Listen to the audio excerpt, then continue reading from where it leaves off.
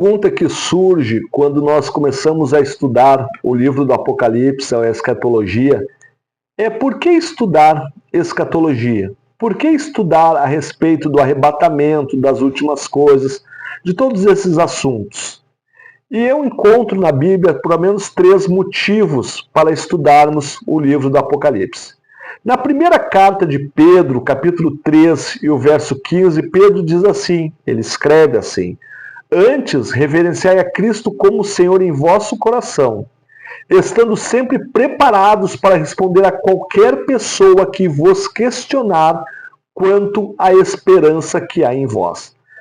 Quem tem essa fé, quem acredita em tudo aquilo que a Bíblia fala sobre escatologia, sobre os últimos acontecimentos, sobre o fato de que Cristo irá arrebatar a sua igreja, traz consigo uma esperança que o mundo não tem. E Pedro, ele é claro dizendo assim que nós que temos essa esperança, precisamos estar preparados para responder a quem questionar sobre essa esperança que há em nós. Paulo, quando ele escreve o tratado do arrebatamento, na primeira carta aos Tessalonicenses, capítulo 4, 13 em diante, ali ele narra todos os fatos do arrebatamento, e aí alguém pode dizer como é que ele sabia.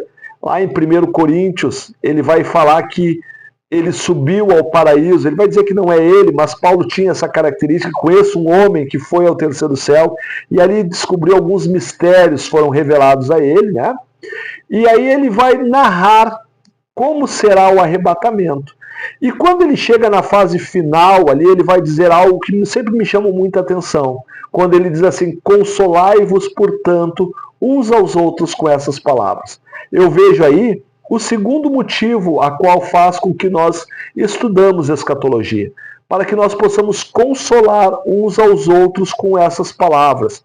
Por mais que as coisas estejam difíceis, por mais que sejam desafiador o século que nós vivemos, podemos consolar-nos uns aos outros com essas palavras. Quais palavras? As palavras a respeito do arrebatamento, que Cristo a qualquer momento vai vir buscar a sua igreja.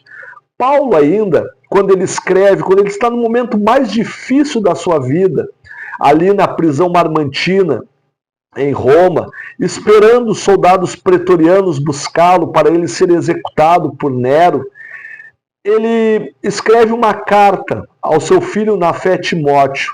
E ele vai narrar a Timóteo, e parece-me que Paulo já está ouvindo naquela escadaria fria da Marmantina, da prisão marmantina, os passos dos soldados pretorianos que desciam para buscá-lo.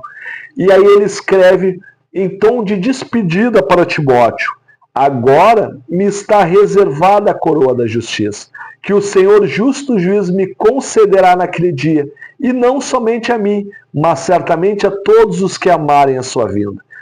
O mesmo Paulo que escreveu à igreja de Tessalônica dizendo assim, consolai-vos uns aos outros com essas palavras. Agora ele está se consolando no momento mais difícil da sua vida.